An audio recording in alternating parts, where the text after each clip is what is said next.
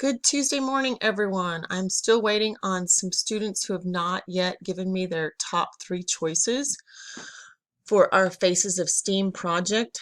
The people who I am still missing are Emma, Isabella, Julio, Paolo, Sesh, and Sienna.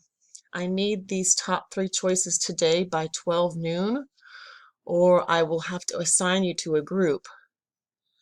I'm also still needing podcasts for 7 students: Camilo, Emma, Sarah, Martina, Paolo, Isabella, and Julio. Today we will listen to podcasts from Fabiana, Jose, Brianna, Matthias R., and Camila after we do a practice of cause and effect. And then in math, we will continue working on area and perimeter.